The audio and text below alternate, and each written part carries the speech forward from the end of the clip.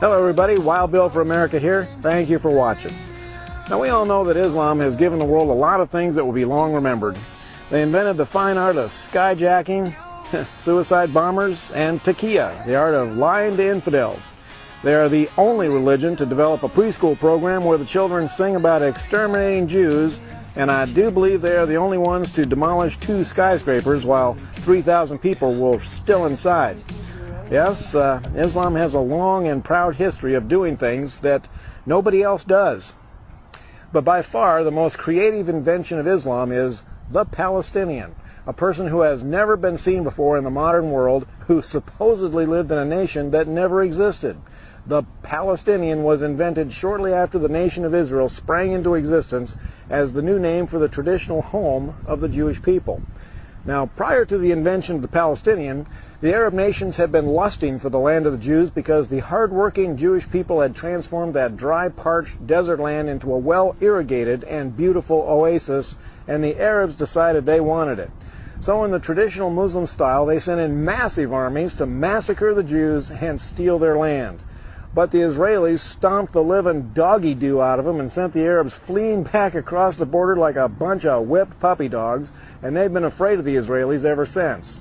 But prior to the invasion, the Arabs warned all the Jordanians, Syrians, and Lebanese living in Israel to get out. They confidently told them that within a few days they could waltz right back in and take over the homes of the exterminated Jews.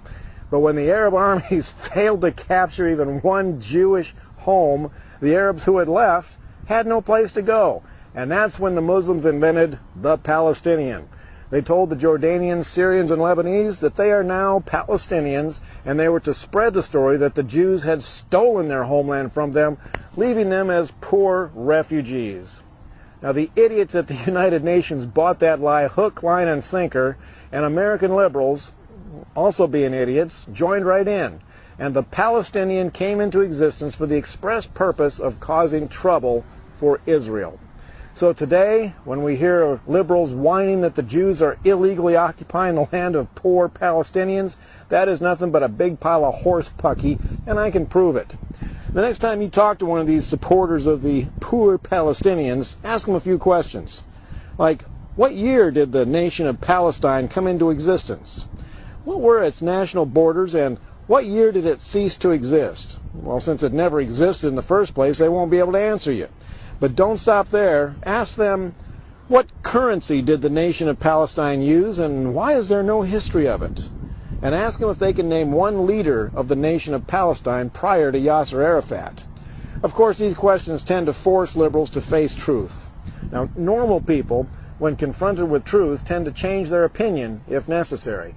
But don't expect this from American liberals. Truth just makes them angry. Now, it is crystal clear who the good guys are in this conflict, and as an American, I am proud to stand with Israel against the liars and murderers of the Middle East. And as an American, I am ashamed that our liberals tend to take the side of the liars and the murderers of the Middle East.